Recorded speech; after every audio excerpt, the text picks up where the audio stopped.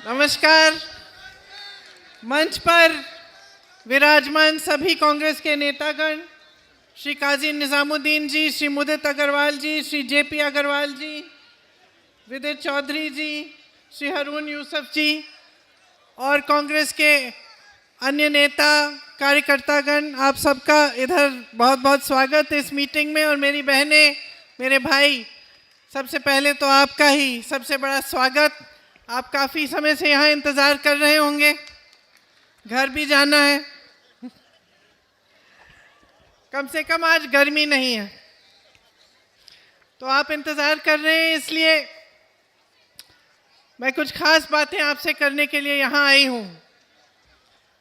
मैं यहाँ आते वक्त सोच रही थी कि क्या कहूँ। आपको मालूम नहीं होगा, लेकिन इस इलाके को मैं बहुत अच्छी तरह जानती हूँ, क्योंकि जब मेरी पहले शादी हुई थी शुरू में, तो मेरे पति एक्सपोर्ट करते थे, तो उनका ज़्यादातर जो एक्सपोर्ट का काम था उसका सामान यहाँ मिलता था। तो मैं उनके साथ तुर्कमान गेट की गलियों में घूमी हूँ, अपनी सिक्योरिटी को छोड़ देती थी, तुर्कमान गेट में जाती थी कांच का पोत खरीदने के लिए, वहाँ की गलियों को जानती हूँ। वहाँ से रिक्शा लेके मैं किनारी बाज़ार जाती थी। किनारी बाज़ार में झालर मिलते थे अलग तरह के, तो वो खरीदने जाती थी और फिर वहाँ से सदर बाज़ार जाती थी पैकिंग का सामान खरीदने के लिए। तो काफ़ी घूमी हूँ मैं इस पूरे इलाके में। यहाँ की जामा मस्जिद की चिकन फ्राई भी खाई है, बिरयानी भी खाई है, पराठे वाली गली में पराठे भी खाए हैं। और मुझे याद है उस समय बच्चे छोटे छोटे थे, तो यहाँ सीताराम बाज़ार में जो रामलीला लगती है, वहाँ पे मैं उनको रामलीला के लिए भी ले जाती थी। और ख़ास वहाँ क्यों ले जाती थी? क्योंकि मेरी जो दादी जी इंदिरा जी थी, वो हमको ले जाती थी जब हम छोटे थे। और मुझे एक बात याद है उस समय की, कि उस रामलीला में सब धर्म के लोग आते थे। सिर्फ आते नहीं थे, उसमें भाग भी लेते थे। मुझे याद है कि कभी कभी जो रोल करते थे रामलीला में, एक्टिंग करते थे, वो भी हर मजहब के लोग होते थे। तो एक मिली जुली एक अलग संस्कृति हमेशा रही है, यहाँ सदियों से रही है। सब प्यार से रहे हैं। और ख़ास तौर से मैंने ये बात देखी जब मैं यहाँ काम के लिए आती थी कि कितनी मेहनत करते हैं लोग। यहाँ की गलियों में जो छोटी छोटी दुकानें थी, जो अपना जुगाड़ करके अपनी मेहनत कर करके आगे बढ़ रहे थे, अपने बच्चों को पढ़ा रहे थे, अपना जीवन बनाने की कोशिश कर रहे थे। कई लोग दिल्ली के ही थे, ख़ास तौर से यहाँ पुरानी दिल्ली में, लेकिन कई लोग बाहर से भी पलायन करके आते थे। यूपी से खास तौर से लोग आते थे यहाँ, और यहाँ पर बस जाते थे। कोई रिक्शा चला रहा है, कोई अपनी दुकान खोल रहा है, कोई छोटे मोटे मैकेनिक का काम कर रहा है, अपना कोई और हुनर दिखा रहा है। तो इस तरह से बनी ये दिल्ली। और यहाँ हमेशा सदियों से हुनर वाले लोग आए, वो लोग आए जो अपना जीवन बनाना चाहते थे, जो सोचते थे कि हाँ, बड़े शहर में आकर हमारा भविष्य मजबूत होगा। आज भी देश का केंद्र है, देश की राजधानी है, दुनिया की सबसे बड़ी शहरों में से एक है।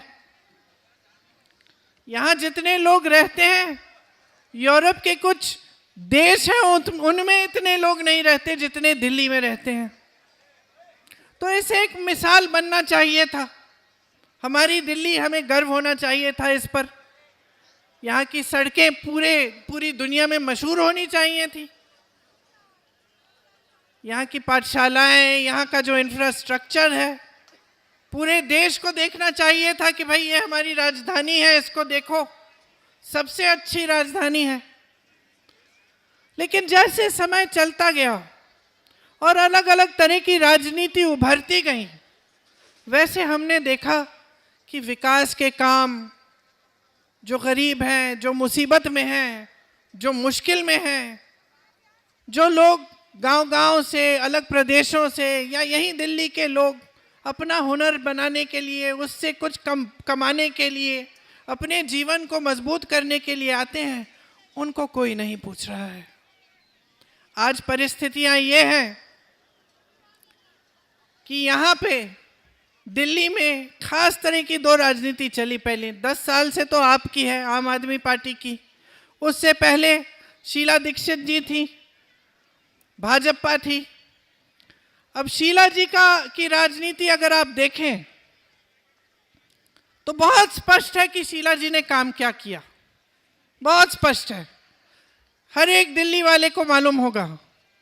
सड़कें बनाई, फ्लाईओवर बनाए, इंफ्रास्ट्रक्चर मजबूत किया, बिजनेस कॉम्प्लेक्स बनाए। ये जितने मॉल खड़े हैं उनके समय से बने।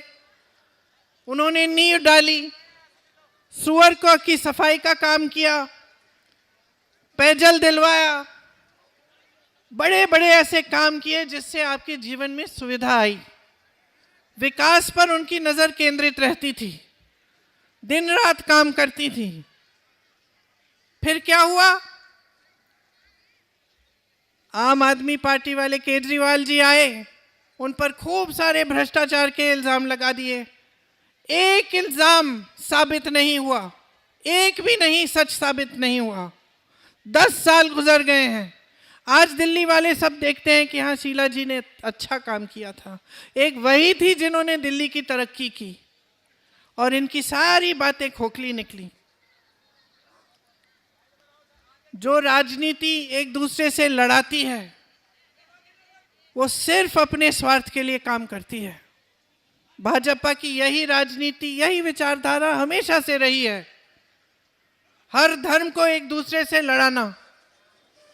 क्यों? आपने कभी सोचा है इससे किसका फायदा होता है? आपका तो फायदा हो नहीं रहा है। जो गरीब है उसका फायदा तो कभी हो ही नहीं सकता। जो व्यक्ति संघर्ष कर रहा है उसका फायदा कभी हो नहीं सकता। सिर्फ और सिर्फ इन नेताओं का फायदा होता है। जो नेता भाई भाई से लड़ाता है सिर्फ स्वार्थ साधने के लिए काम करता है। जो नेता झूठे आरोपों के आधार पर, झूठ के आधार पर आगे बढ़ता है, वो सिर्फ अपना ही स्वार्थ साध रहा है। आपने दोनों को देखा है। मोदी जी आते हैं, भाषण देते हैं, क्या कहते हैं? 80% उनका भाषण जो होता है दूसरों की आलोचना में खत्म हो जाता है।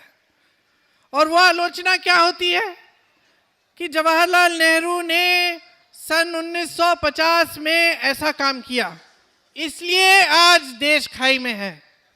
ऐसी बात करते हैं ना। हर चीज का दोष जवाहरलाल नेहरू जी को देते हैं। दूसरी तरफ केजरीवाल जी क्या भाषण देते हैं कि मोदी जी की वजह से कोई काम नहीं कर पा रहे हैं। तो मोदी जी को जवाहरलाल नेहरू जी मिल गए, केजरीवाल जी को मोदी जी मिल गए, कोई अपनी जिम्मेदारी नहीं ले रहा है। सच बताऊं, मैंने बड़े नेता देखे हैं, बचपन से देखे हैं। इंदिरा जी को देखा, राजीव जी को देखा, शीला जी को देखा, सोनिया जी को देखा, नरसिम्हा राव जी को देखा, चलिए वाजपेयी जी को भी देखा, लेकिन ऐसे नेता नहीं देखे मैंने। इतने कायर नेता कि एक चीज की जिम्मेदारी लेना नहीं जानते। आप सोचो, एक परिवार में अगर परिवार का मुखिया कभी जिम्मेदारी ही नहीं लेता तो बाकी परिवार के सदस्य क्या सोचते हैं? उसका आदर कर पाते हैं? नहीं कर पाते। सब सोचते हैं कि भाई देखो हमारा मुखिया कैसा है, एक चीज की जिम्मेदारी नहीं ले रहा है, पूरे दिन बैठ के रोता रहता है कि इसने किया उसने किया। और यही हालत बन गई है आज देश की राजनीति की। आज देश की राजनीति में कोई ऐसा नेता नहीं रहा, भाजपा में, आम आदमी पार्टी में, जो अपनी जिम्मेदारी ले कि हाँ भाई हमारी जिम्मेदारी थी कि हम दिल्ली को विकसित बनाएं, कि हम यहाँ की सड़कें ठीक करें, कि हम पानी पहुँचाएं घरों में, कि हम सुअर की सफाई कराएं, कि हम ये जो यमुना नदी है इसकी सफाई करें। आज कोई जिम्मेदारी नहीं लेता। कोई अपना पल्ला इस तरफ झाड़ेगा, कोई उस तरफ झाड़ेगा। ये नेता नहीं होते बहनों और भाइयों। नेता वो होता है जो आपके लिए खड़ा होता है।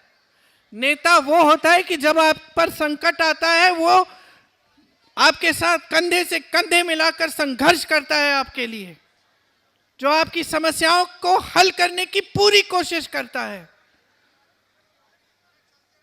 तो जो राजनीति आज चल रही है वो सिर्फ इन लोगों का जो राजनीतिक स्वार्थ है उसको साधने के लिए चल रही है। कोई आपके बारे में सोच नहीं रहा है आपके संघर्ष क्या है। आज संसद में बजट की चर्चा हुई, ठीक है, इन्होंने कहा मिडिल क्लास के लिए ये जो टैक्स का स्लैब है इसको 12 लाख तक कर दिया, 12 लाख तक मुफ्त है, टैक्स नहीं होगा, ठीक है।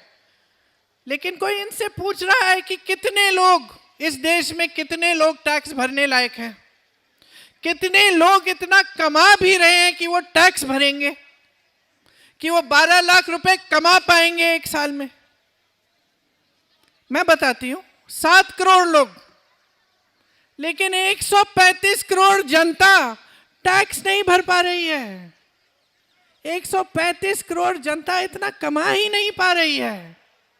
आज आप सुबह उठते हैं, आपकी हर चीज पे जीएसटी का टैक्स है, हर चीज पे, दांत मंजन पे है, दवाइयों पे है, स्कूल की वर्दियों पे है, मोजे जूतों पे है, किताबों पे है, हर चीज पे जीएसटी का टैक्स है। खास तौर से जिनकी छोटी छोटी दुकानें हैं, जो अपना छोटा बिजनेस चलाते हैं, वो समझ रहे हैं मैं बात क्या कर रही हूं, कि जीएसटी को लेकर किस तरह से छोटे बिजनेस भी खत्म होने के कगार पे हैं, क्योंकि हर चीज पे टैक्स है, हर चीज महंगी हो गई है। मैंने आपसे बात की जब मेरी शादी हुई थी, मुझे याद है कि 100 ग्राम का जो मक्खन है 12 रुपए का मिलता था, एक थैली दूध 7 रुपए की मिलती थी। आज बताइए, आज तो 75 रुपए से ज्यादा हो गया है, इतना सा मक्खन। आप मक्खन खाते हैं, ब्रेड खाते हैं, चाय पीते हैं, कुछ भी लेंगे आज आप उस पर टैक्स भर रहे हैं। और कमा क्या रहे हैं?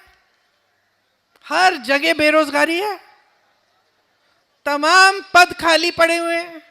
सरकारी पद आपको मालूम है 25,000 खाली हैं दिल्ली में, केंद्र की सरकार के भी पद खाली हैं। अब बेरोजगार बच्चे हैं। देखो आजकल वो जमाना नहीं है कि आप अपने बच्चों को पढ़ाएंगे लिखाएंगे नहीं, कि अगर आप छोटा कारोबार कर रहे हैं कहेंगे कि चलो 12 साल का हो गया इसको इसी में लगा देते हैं, वो जमाना नहीं है। आज आप खुद पढ़ाना चाहते हैं अपने बच्चों को, आप चाहते हैं कि आपका बच्चा जो है आपसे ज्यादा तरक्की करे, कि जो संघर्ष आपने देखे हैं वो बच्चा ना देखे। हम सब वैसे ही हैं। मुझसे अगर आप पूछेंगे क्या नहीं चाहती मैं अपने बच्चों के लिए, तो मैं सोचती हूँ मेरा सबसे बड़ा संघर्ष यही था कि हमने जीवन में बहुत हिंसा देखी। पिताजी की मौत हो गई आकस्मिक, उनको मार डाला गया, दादी जी की को भी मार डाला गया हमारे अपने घर में। तो मैं अपने बच्चों के लिए ये जरूर चाहूंगी कि ऐसी चीजें कभी ना देखें अपने जीवन में, खुश रहें, है ना। इसी तरह से आपके जो बच्चे हैं, आप चाहेंगे कि जो आपके संघर्ष हैं वो संघर्ष दोबारा दोहराए ना जाए उनके जीवन में। इसलिए आप चाहेंगे कि आपके बच्चे पढ़े लिखे हों, कि कहीं पे जॉब लग जाए, नौकरी लग जाए, अपना भविष्य बनाएं, बड़े होकर आपको भी मदद करें, आपकी देखभाल करें। यही हम सब चाहते हैं, चाहे किसी भी कोई भी परिस्थितियों में हो हम। आजकल आपके बच्चों की जो उम्मीदें हैं, आशाएं, वो भी अलग हैं। एक जमाना था हम छोटे थे, 2 चॉकलेट मिला करते थे दुकानों में, एक 5 स्टार एक एक्लेयर। आज क्या क्या नहीं मिल रहा है। खिलौने की दुकान एक होती थी, उसमें 1-2 गुड़ियां मिल जाती थी। आज कैसी कैसी चीजें मिल रही हैं। आज छोटे छोटे बच्चे फोन मांग रहे हैं आपसे, कह रहे कि हमें अच्छे अच्छे कपड़े चाहिए, भाई वो वाले जूते चाहिए हमें जो उस दुकान में है महंगे वाले। तो आपके बच्चों की भी आकांक्षाएं जो है, महत्वाकांक्षाएं हैं, वो भी बदली हैं और बदलनी चाहिए। इसी को तरक्की कहते हैं, कि हमारी उम्मीदें, हमारी आशाएं बढ़ती चली जाएं और हम किसी न किसी तरह से इनको पूरा करने की कोशिश करें। लेकिन अकेले नहीं कर सकते ना, अकेले नहीं कर सकते। सरकार की मदद की जरूरत है, सहायता समर्थन की जरूरत है। रोजगार बनाता कौन है? रोजगार 2-3 जगह से आते थे पहले। एक तो खेती से आते थे, अब आप शहर में रहते हैं तो खेती से शहर में तो आएंगे नहीं। छोटी दुकानें, छोटे बिजनेस रोजगार दिलवाते थे। जिस तरह से मैंने अपने पति के बारे में बात की कि एक्सपोर्ट करते थे, हम लोग यहाँ आकर कांच के मोती खरीदते थे, झालर खरीदते थे, तो जो छोटा बिजनेस वो करते थे उससे यहाँ पे भी दुकानदारों की थोड़ी सी कमाई हो जाती, वो दूसरों को फिर लगाते थे और रोजगार देते थे कि भाई तुम मोती बना के लाओ, हम बेचेंगे। इसी तरह से ये सिलसिला चलता था। तो जो छोटा दुकानदार है, छोटा बिजनेस है, वो हमेशा रोजगार देने वाला होता है, हुनर को पहचानने वाला होता है। इसके अलावा जो बड़े बड़े पीएसयू थे, नेहरू जी को बड़ी गालियां देते हैं, लेकिन ये पीएसयू जिनको हम कहते हैं, जो सरकार की कंपनियां थी, जिसमें सरकारी नौकरी मिलती थी, जिसमें पेंशन अच्छा मिलता था, वो सब लगभग सब कांग्रेस के ज़माने में जवाहरलाल नेहरू जी, इंदिरा जी ने बनवाए। और उससे नौकरी की गारंटी मिलती थी, रोजगार की गारंटी मिलती थी। कि आपको याद होगा जो बुजुर्ग हैं यहाँ, कि एक ज़माने में सब सरकारी नौकरी चाहते थे, क्योंकि उनको लगता था एक बार ये हो जाएगा तो स्थायी नौकरी मिलेगी, जीवन भर के लिए हम सेट हो जाएंगे। आज सरकारी पीएसयू जो है, सब अपने बड़े बड़े उद्योगपति मित्रों को पकड़ा दिए इन्होंने। लैटरल एंट्री से सबको ठेके पे लगा रहे हैं उसमें। वहाँ की नौकरियां, रोजगार भी स्थायी नहीं रही, पेंशन भी नहीं रहा जो पहले होता था। जितने भी सरकारी कर्मचारी हैं, ये बेचारे पुलिस वाले भी जो खड़े हैं, इनको पुराना पेंशन नहीं मिल रहा है आजकल। तो सब तरफ से आपको संकटों ने घेर रखा है। और जो काम सरकार को करना चाहिए, रोजगार दिलवाना, आपका इंफ्रास्ट्रक्चर बनाना, आपके लिए सुविधाएं तैयार करना, वो सरकार कर नहीं रही है। क्योंकि जो राजनीति उभरी है वो आपका ध्यान भटकाने वाली राजनीति है। आज अगर आप मोदी जी के भाषण, केजरीवाल जी के भाषण देखेंगे तो यही सब बातें हैं।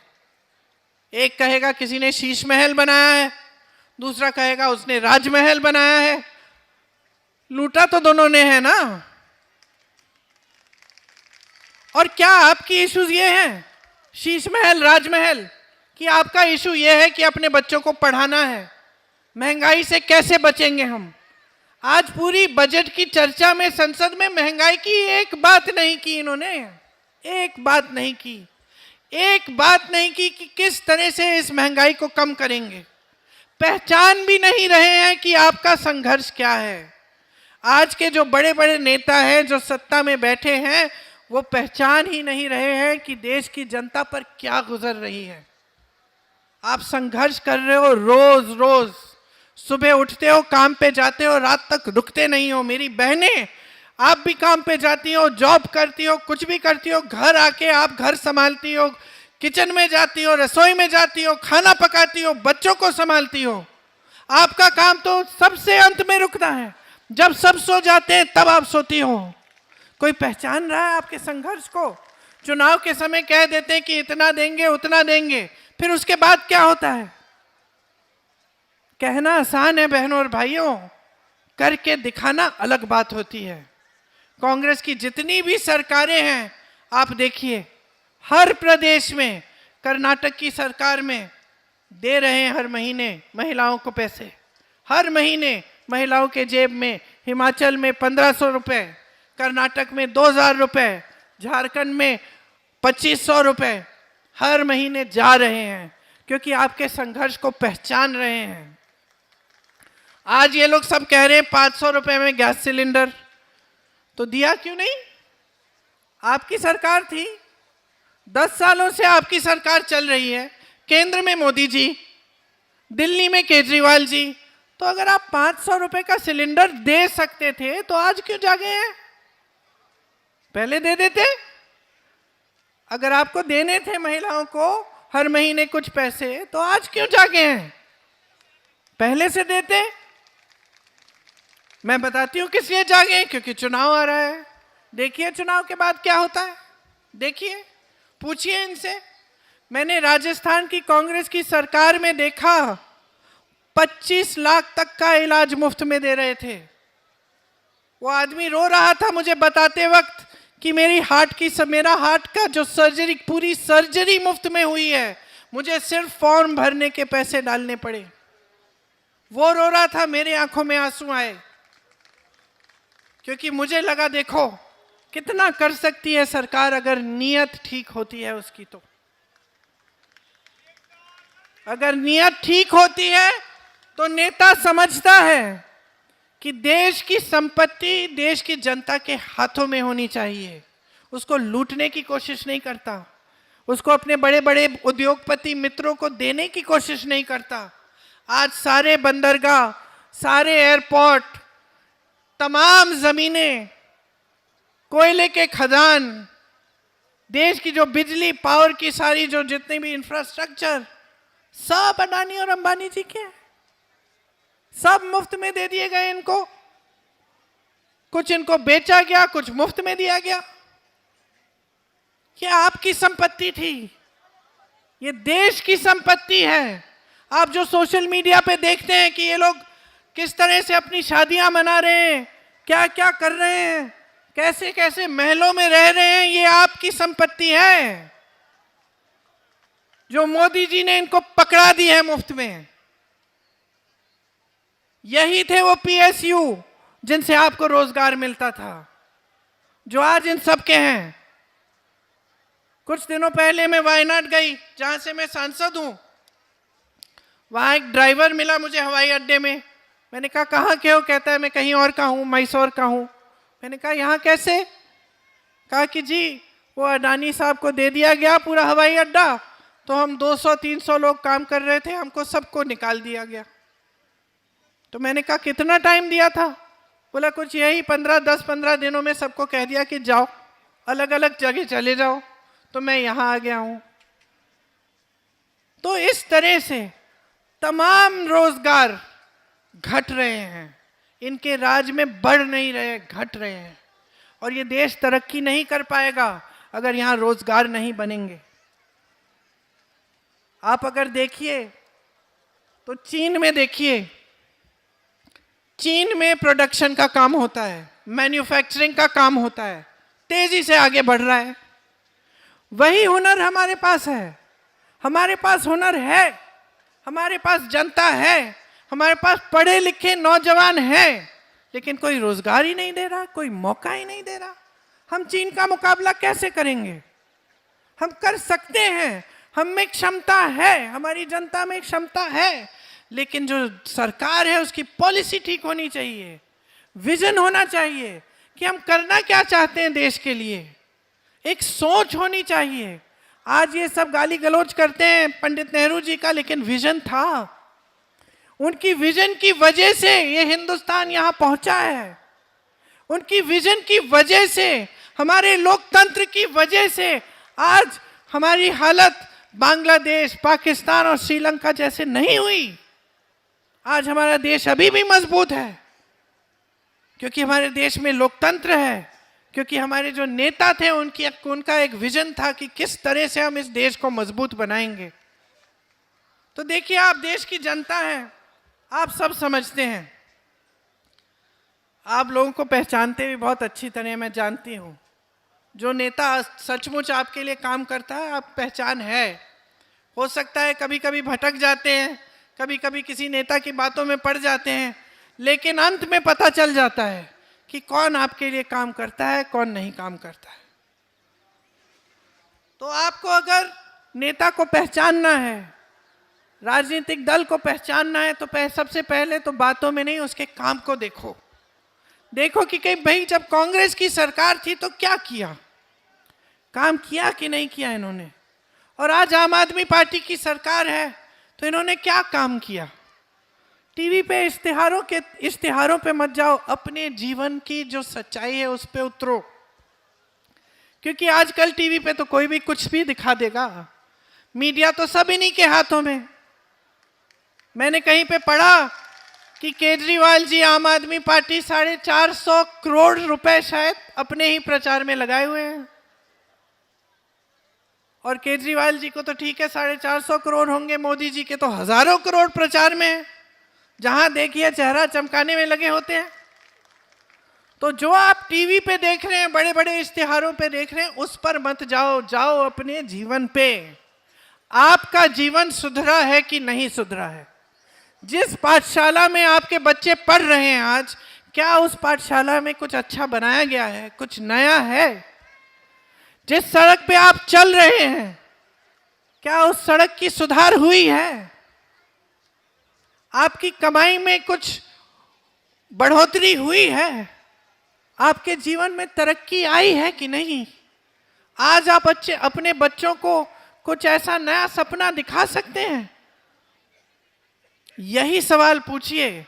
चुनाव के समय ये सब अपना स्वार्थ साध रहे हैं। मैं कहती हूं आप अपना स्वार्थ साधो। समझो कि लोकतंत्र ने जो आपको दिया है, जो वोट है, वो एक बहुत ही कीमती औजार है। उससे आप देश बना सकते हो, देश को मजबूत बना सकते हो, अपना भविष्य बना सकते हो, अपने बच्चों का भविष्य बना सकते हो। इसको हल्के में मत लो, किसी की बातों में मत पढ़ो। मैं तो कहती हूं मेरी बातों में भी मत पढ़ो, जाके देखो, पता करो, फोन उठाओ। कोई बेंगलोर में रिश्तेदार है, कोई ऐसे प्रदेश में रिश्तेदार है जहां कांग्रेस की सरकार है, पूछो। कोई हिमाचल में है, कोई तेलंगाना में है, पूछो कि भाई ये सच है कि ये सारे काम कर रही है कांग्रेस पार्टी? पूछो, पता चलेगा कि वहाँ कौन कौन सी स्कीमें लागू हो रही हैं।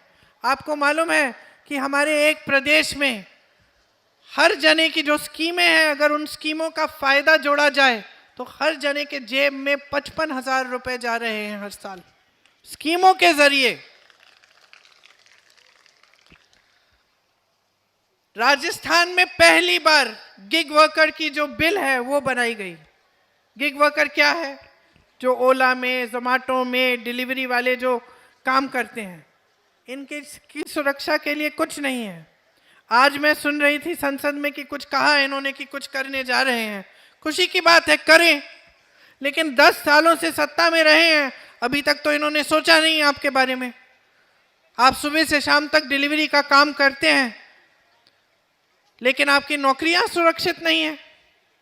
तो सबसे पहले कांग्रेस ने गिग वर्कर का बिल निकाला था और तेलंगाना में 10 लाख का बीमा मिलता है, कर्नाटक में 4 लाख का बीमा मिलता है। यही डिलीवरी, ओला, उबर, जोमेटो वाले लोगों को जो सब काम करते हैं इसमें। गैस का सिलेंडर तेलंगाना में 500 रुपए का आज के दिन मिल रहा है, कहने वाली बात नहीं है। हिमाचल, राजस्थान और छत्तीसगढ़ में पुरानी पेंशन लागू है, आज के दिन लागू है। गरीबों को घर बनाने के लिए मदद करने के लिए कर्नाटक की सरकार 3.5 लाख रुपए दे रही है, हिमाचल की सरकार 7 लाख रुपए दे रही है, तेलंगाना में 5 लाख रुपए दिलवाए जा रहे हैं। तो ये सब काम हो रहे हैं कांग्रेस की सरकारों में। मैंने मुफ्त इलाज की बात की, तेलंगाना की हमारी कांग्रेस की सरकार 10 लाख तक मुफ्त इलाज करा रही है। हिमाचल में कैंसर के मरीजों के लिए मुफ्त इलाज मिलता है। हिमाचल और कर्नाटक में कांग्रेस की जो सरकारें हैं, उन्होंने बुजुर्गों के लिए एक स्कीम निकाली है कि घर बैठे उनका इलाज होता है। ये सब काम हो रहे हैं आज हमारे देश में, जहां जहां कांग्रेस की सरकार है। इसीलिए कांग्रेस आपके लिए भी दिल्ली में भी कुछ गारंटी लेके आई है, ध्यान से सुनिए और मेरे कहने से मत इस विश्वास करिए। विश्वास इस आधार पे करिए कि जहां जहां हमारी सरकारें हैं वहां ऐसी स्कीमें आज चल रही हैं, लागू हैं। तो एक स्कीम है प्यारी दीदी योजना, महिलाओं को हर महीने 2500 रुपए मिलेंगे। दूसरी है जीवन रक्षा योजना, 25 लाख तक का मुफ्त इलाज आपको मिलेगा, सरकार करवाएगी। युवा उड़ान योजना, युवाओं को 1 साल की अप्रेंटिसशिप मिलेगी, उसमें 8,500 रुपए हर महीने मिलेंगे। अप्रेंटिसशिप का मतलब कि आपको हुनर सिखाने के लिए और आपके हुनर का इस्तेमाल करने के लिए एक नौकरी कहिए एक तरह की उसको, लेकिन उसको अप्रेंटिसशिप इसलिए कहते हैं क्योंकि वो 1 साल की होती है। तो आप नौकरी करते करते सीखेंगे भी, आपको हर महीने 8,500 रुपए मिलेंगे भी, और उसके बाद उस हुनर को लेकर आप अच्छी मजबूत नौकरी अपने लिए या अपना कोई कारोबार शुरू कर सकते हैं। फ्री बिजली की योजना, जिससे 300 यूनिट बिजली आपको फ्री में मिलेगी। और महंगाई मुक्ति योजना, जिसमें फ्री में राशन का किट मिलेगा और 500 रुपए का गैस सिलेंडर। ये सब कांग्रेस की गारंटी है आपके लिए। अब आपको तय करना पड़ेगा कि आप कैसा भविष्य चाहते हैं, आप कैसे नेताओं को आगे बढ़ाना चाहते हैं, आप कैसी पार्टियों को आगे बढ़ाना चाहते हैं, और आप अपने देश के भविष्य के लिए क्या निर्णय लेने जाएंगे। यहाँ पे आपके उम्मीदवार मुदित अग्रवाल जी हैं, मुझे बता रहे थे कि यहाँ मजनू के टीले में भी काम किया है मैंने। वहाँ एक आश्रम होता था जहाँ पे जो लोग सड़क पे छोड़े जाते थे उनको उठा के लाते थे और उनकी देखभाल करते थे। मैं वहाँ काम करती थी मजनू के टीले में काफ़ी समय से।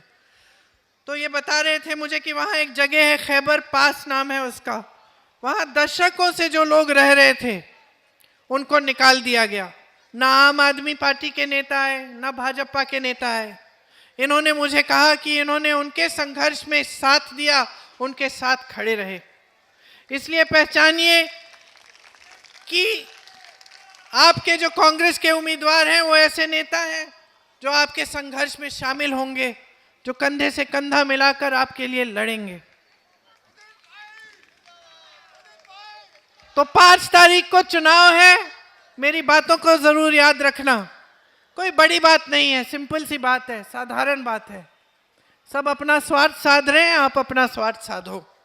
अपने भविष्य को देखो, अपने बच्चों के भविष्य को देखो, और ये देश जो आपकी अमानत है, ये देश जो आपने बनाया है, जो आपके बुजुर्गों ने बनाया है, जिनको आज भी आप खड़ा कर रहे हैं, आपके बिना ये देश नहीं चल सकता। ये देश आपका है, इसकी हिफाजत करिए, अपना वोट व्यर्थ मत करिए। आज भाजपा और आम आदमी पार्टी दोनों को हराना है, कांग्रेस पार्टी को जिताना है, ताकि आपके संघर्ष कम हो, महंगाई कम हो, आपको रोजगार मिले और ये देश एक रहे। यही सब बातें कहनी थी। याद रखिएगा, 5 तारीख को भारी से भारी बहुमत से जिताइए, कांग्रेस पार्टी को विजयी बनाइए। धन्यवाद। जय हिंद।